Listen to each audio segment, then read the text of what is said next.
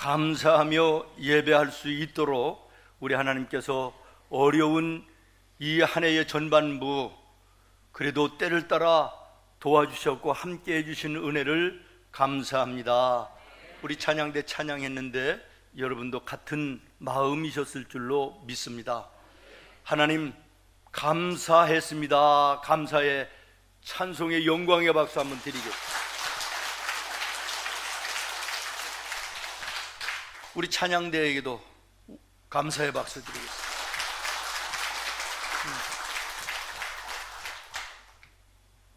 여러분, 맥주 감사 주일과 또 이 성찬 예식이 공통점이 뭔지 아십니까? 사람이 세운 게 아니라는 것입니다. 교회가 만든 것도 아니라는 것입니다. 이 두 맥주절과 성찬 예식은 주님께서 친히 제정하셨습니다. 성찬식을 거행하시면서 예수님이 내가 다시 오는 그날까지 너희도 이것으로 나를 기념하라 말씀하셨기 때문에 우리가 오늘 성찬 예식을 거행하는 것이고, 아멘. 출애굽기 23장 16절에 보면 맥주절을 지키라. 이는 내가 수고하여 밭에 뿌린 것에 첫 열매를 거둠이니라 말씀하셨기 때문인 것이죠. 이와 같이 밭의 첫 곡식을 거두면서 감사한 마음으로 지키는 것이 이 맥주절인 것입니다. 현대적인 의미로 볼 때는 1년의 전반기를 하나님께서 때를 따라 도우시는 은혜로 함께 하셨다라고 하는 감사가 하나님께 드려지는 예배, 이것이 맥주절이 되겠습니다. 감사는 많지만 정말 진정한 감사 찾아보기 어려운 이 시대 속에서 우리를 향하신 주님의 진정한 감사를 깊이 묵상하고 또 그 감사를 다시 한번 마음에 결단하는 은혜의 예배를 우리에게 허락하신 우리 주님께 감사합니다. 자주 말씀을 드리지만 국민소득이 높고 경제적으로 부강한 나라들, 또 개인적으로도 성공한 사람들, 또 가정으로 볼 때 행복이 넘치는 가정들, 교회로 볼 때 부흥하는 교회들, 여러분 공통점이 무엇인지 아시겠습니까? 따라하겠습니다. 감사를 많이 한다. 예, 여기에 중요한 것은 많이라는 것이에요. 여러분의 생활 속에 하나님을 향한 감사든지 아니면 여러분의 삶의 모든 사람들과 더불어 하는 모든 감사든지, 감사가 많다라고 하는 것은 오늘 여러분들은 참 축복된 인생을 살고 있다라고 보면 틀림이 없을 것입니다. 그러나 마음속에 불평과 불만, 염려, 근심, 걱정, 이런 것들이 여러분 가득하십니까? 여러분의 인생 잘못 살고 있는 것입니다. 모든 사람들을 바라볼 때 감사하고 참 함께함이 은혜이고 참 감사하다, 이런 분은 오늘 믿음 안에 참 복된 삶을 살고 있는 것인데요, 반대로 거스르는 사람들 많고 마음에 와서 부딪히는 사람들 많고 눈에 참 차지 않는 사람들이 많다, 이것은 상대방들에게 문제가 있는 것이 아니라 내 마음에 병이 들어있다는 것을 깨달아 알으셔야 될 것입니다. 우리가 믿음으로 세상을 바라보면 모든 것이 감사이고요, 모든 것이 은혜입니다. 믿음 안에서 모든 사람을 바라보면요, 심지어는 나를 힘들게 하는 사람들까지도 그 영혼이 불쌍해서 기도하다가 보면 그 사람이 참 나를 감사하게 하는 사람이구나, 나를 깨어있게 하고 나를 돌아보게 하는 참 좋은 사람이구나, 이러면서 또 감사가 되는 이런 경우들이 많이 있는 것을 경험합니다. 여러분, 믿음의 눈을 열어달라고 하나님께 기도하시기를 바라고, 믿음의 눈을 열어 세상과 모든 사람들 가운데 감사로 풍성한 나와 여러분의 인생길이 되기를 예수님의 이름으로 축원합니다. 저는 맥주감사주일 이 아침에 오늘 본문에 나오는 사도 바울이 가지고 있었던 감사, 기쁨, 소망, 이것이 내 마음속에도 영원히 있기를 하나님께 기도했고, 그렇기 때문에 우리 성도들에게도 이 모습들이 있었으면 좋겠다라고 하는 기도 가운데 오늘 본문의 말씀을 준비하고 여러분들과 함께 은혜를 나누고자 하는 것입니다. 여러분 3절 말씀을 한번 같이 보실까요? 3절입니다. 시작.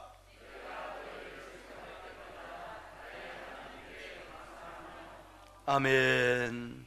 여기에 바울에게는 마음속에 늘 무엇가 있었다고요? 감사. 예, 감사가 있었다.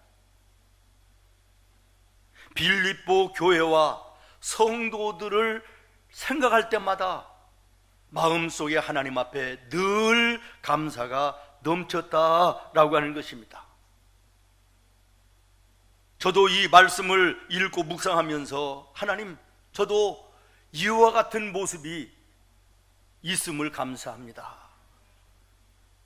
감히 사도 바울과 견줄 수는 없으나 저도 우리 생문교회를 생각만 해도 우리 성도들을 생각하고 바라볼 때 마음속에 진정한 감사가 있음을 감사합니다. 감사했습니다. 사랑하는 여러분, 여러분들도 교회를 생각할 때마다, 주의 종을 생각할 때마다 감사가 있는 여러분 됐으면 좋겠습니다. 여러분, 빌립보 교회가 사실 감사할 조건만 있었던 것이 아닙니다.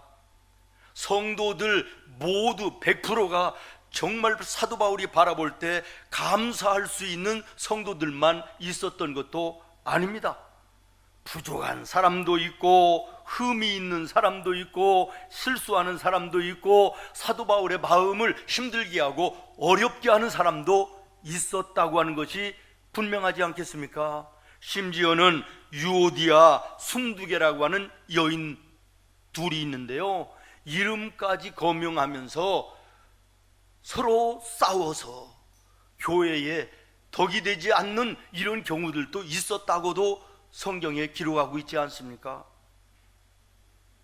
반면에 우리가 사도행전에서 공부한 것처럼 사도 바울 일행이 빌립보에 복음을 전하러 처음 갔을 때 회당조차 없어, 예배드릴 장소가 없어 주일날 강가에 모여서 예배드리다가 거기에 모여있던 무리 가운데 옷감 장사 루디아라고 하는 이 여인이 은혜를 받고 자기의 집을 예배의 처소로 드리면서 빌립보 교회가 시작됐다고 하는 아름답고 은혜로운 그런 말씀도 여러분 아마 기억나실 것입니다.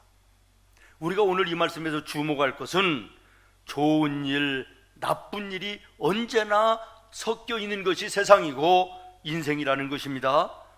더더군다나 지금 이 말씀을 기록하는 사도 바울이 있는 곳은 좋고 안락한 집에서 기록한 것이 아니라 감옥 안에서 수감되어 있는 상태에서 이 글을 쓰고 있다는 것을 여러분들이 한번 주목하시고 말씀을 들으시기를 바라요. 여건이 좋지 아니하고 원망하고 절망할 수 있고 불평할 수밖에 없는 감옥 속에 있으면서도 사도 바울은 믿음으로 좋은 일을 먼저 생각하고 좋은 일을 먼저 바라보면서 그랬더니 하나님께서 그 마음속에 감사할 수 있는 마음을 주셨다는 사실을 여러분 주목하시기를 바랍니다. 그렇습니다. 믿음이라고 하는 것은 좋은 것을 먼저 보는 것입니다. 좋은 것을 먼저 생각하는 것입니다. 그리고 좋은 말을 먼저 하는 것입니다. 너무 자주 말씀드리지만 여호수아와 갈렙 가나안 땅에 들어가서 돌아와 보고할 때 그 가나안 땅에 그렇게 어마어마하게 탐스러운 포도송이만 있었던 것도 아닐 것이고, 석류나무 열매가 그렇게 소담스럽고 아름답고 먹음직한 그런 것만 있었지 않았을 텐데, 병든 것도 있고 성그른 것도 있었을 텐데 불구하고 그들은 그야말로 두 사람이 어깨에 작대기로 메고 올 정도의 포도송이를 가지고 왔다. 그래서 낙심하고 좌절하며 울고 있는 백성들에게, 아니다, 가나안은 하나님이 우리에게 약속한 땅이며 저 땅에는 이렇게 기름지고 아름다운 땅이다, 소망을 주므로 그들이 눈물을 거두고 한숨을 거두고 기쁨과 소망 가운데 가나안을 향하여 진군해 나가는 놀라운 역사가 있었음을 우리 잘 알지 않습니까? 여호수아와 갈렙은 그의 마음속에 믿음이 있었기 때문에 좋은 것을 먼저 보았다는 것이에요. 병든 것, 성그른 것, 나쁜 것들도 얼마든지 있었지만 좋은 것을 먼저 볼 수 있었다는 것은 이유가 뭐냐? 마음속에 믿음이 있는 자였기 때문인 것입니다. 오늘도 똑같습니다. 사랑하는 여러분, 우리가 세상을 바라보면서 좋은 것, 나쁜 것 뒤섞여 있는 것이 세상이고 인생 아닙니까? 여러분은 무엇이 먼저 보입니까? 사람을 바라볼 때도 그 사람의 단점이 먼저 보입니까? 저 사람에게서 좋은 점이 보여서 내가 그걸 칭찬해주고 그것을 위해서 그 사람을 높여줄 이런 마음이 있습니까?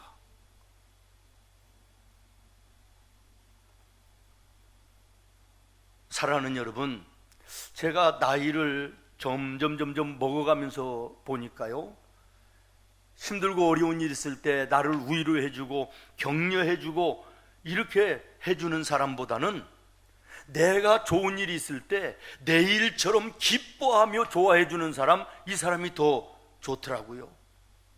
오늘 우리 성도들은 정말 다른 사람들을 인정해주고 존중해주고 칭찬해주는 이런 모습이 됐으면 좋겠습니다. 그러나 한 걸음 더 나가서 정말 다른 사람이 잘 되는데 좋은 일이 있을 때 정말 내 일처럼 기뻐해주고 그리고 함께 기뻐해주는 이런 모습이 더 아름다운 모습임을 기억하시고, 그런데 그게 잘 되지 않습니다. 왜 그렇죠? 심지어는 사촌이 땅을 사도 배가 아픈 것이 우리 사람이라 했는데, 전혀 나와 관계없는 사람이 잘 된다는데 함께 좋아해 줄 사람 별로 없습니다. 우리의 마음의 본성은 악한 죄성이 있기 때문에 그래요. 그래서 이것은 의지적으로도 해야 된다는 것이에요. 믿습니까? 감사도 의지를 가지고 감사하다 보면 감사가 되는 거예요. 그래서 우리 찬양도 하잖아요. 오늘 또 감사하며 살리라. 감사하며 살리라. 나와 여러분의 삶이 진정 감사가 넘치는 복된 삶이 되기를 원합니다. 그러기 위해서는 믿음 안에 하나님께서 눈을 열으사 세상과 사람을 바라볼 때 감사가 되어질 수 있는 은혜를 주셔야 되는 줄로 믿습니다. 데살로니가전서 5장에 우리가 잘 아는 말씀 있지 않습니까? 범사에 감사하라. 범사에 감사하라. 이것은 너희를 향하신 하나님의 뭐라고요? 뜻이다. 근데 오늘 우리가 정말 하나님 앞에 감사하는 삶을 살 수 있는가?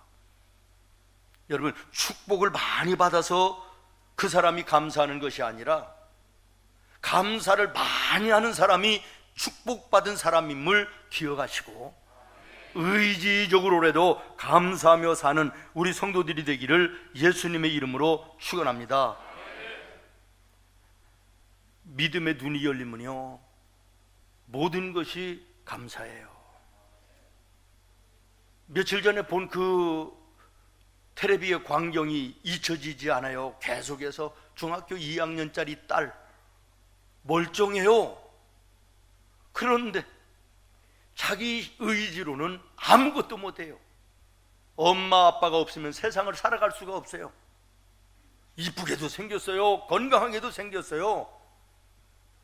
또 어떤 때는 동생과 친척들과 이야기하고 노는 것을 보면요, 또 춤추는 것을 보면 아이돌 못지않게 춤도 추고 말도 잘해요. 그런데 어떤 상황에 딱 직면하면, 다시 말하면 세상에 딱 던져지면 아무것도 못하는 거예요. 이게 부모로서는 안타까워 볼 수가 없더라고요. 보고 있는 저도 답답해서 안쓰러워서 볼 수가 없어요. 그런데 전문가의 도움을 받아서 치료하고 훈련하고 치료하면서 점점 나아져서요, 나중에 집에서 학원 가는 버스 멀지도 않은 것 같아요. 몇 정거장 되지도 않는 것 같은데 혼자 카드를 찍고 버스를 타고 내릴 곳에서 벨을 누르고 내리는 이것을 못 하던 아이가요, 이것을 혼자 엄마가요 기다리고 있더라고, 내리는 정류장에.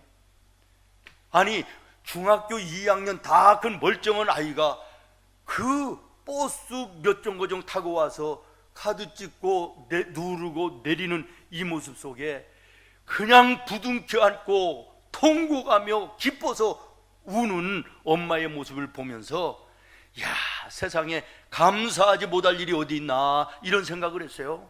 여러분, 속속이는 자식이 있습니까? 감사해야 돼요. 오래전 일인데 잊혀지지도 않는 그런 이야기 또 있어요. 지진아예요. 전응아예요. 참 부모의 마음이 얼마나 아파요. 그런데 어느 날 이 아이가 뭉기고 민기고 가더니 테레비의 채널을, 이 버튼을 눌러서 테레비를 켜는 거예요. 그랬더니 그 엄마가 통곡하며 기뻐서 눈물을 흘리는 거예요. 겨우 테레비 하나 킨 건데, 여러분, 감사하지 못할 것이 어디 있습니까? 믿음의 눈을 열어주시기를 하나님께 기도하시기를 바라고, 믿음의 눈이 열리면 모든 것이 감사입니다. 세상을 바라봐도 모든 게 감사하고 사람을 바라보면 모든 것이 감사인 것이고 사랑인 것입니다. 이런 삶이 나와 여러분의 삶이 되어지기를 바라요.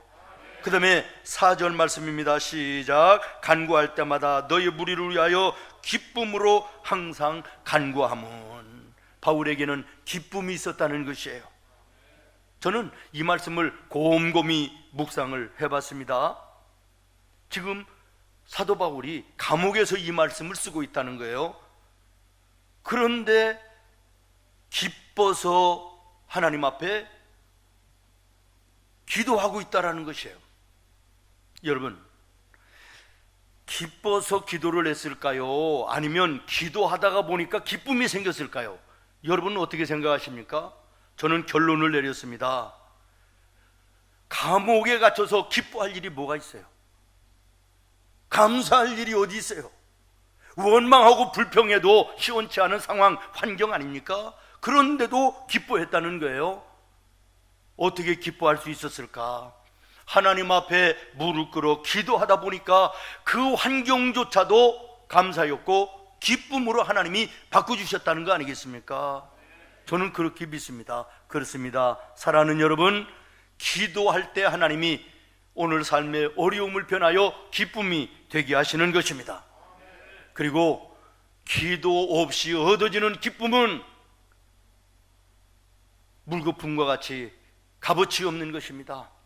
그러나 기도하면서 하나님이 주신 기쁨은 진정한 기쁨이고, 이 기쁨은 누구도 빼앗아갈 수 없는 줄로 믿습니다.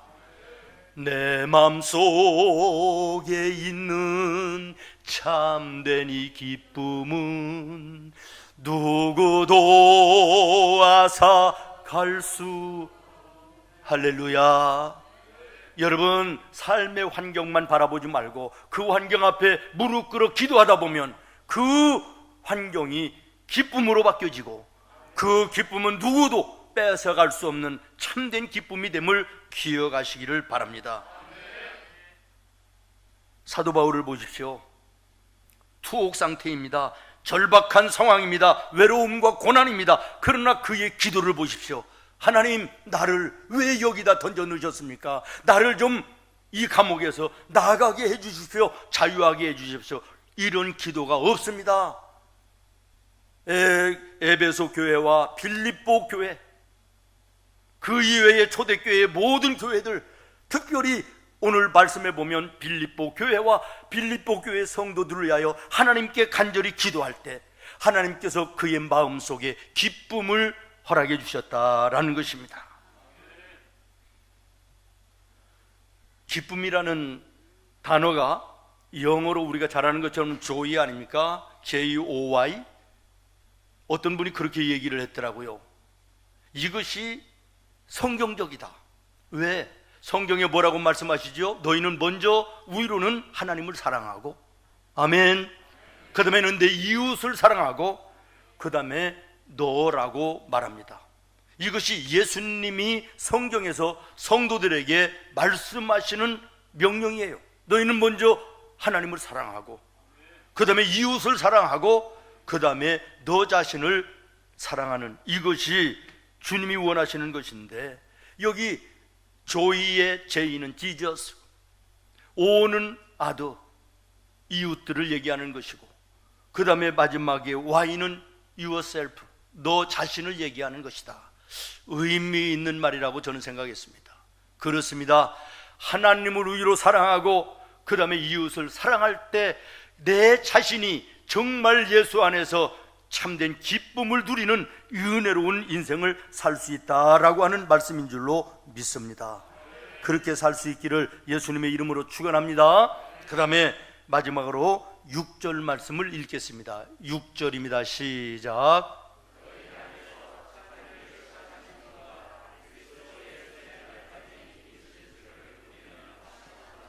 아멘. 이게 무슨 말이죠? 바울의 마음에는 소망이 있었다라는 것이에요. 소망이 있었다. 바울 감옥 속에서 얼마나 답답했을까요? 여러분 감옥 가보신 적 있습니까?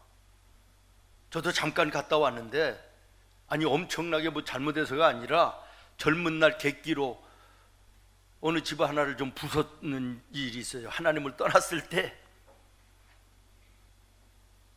참 답답합니다.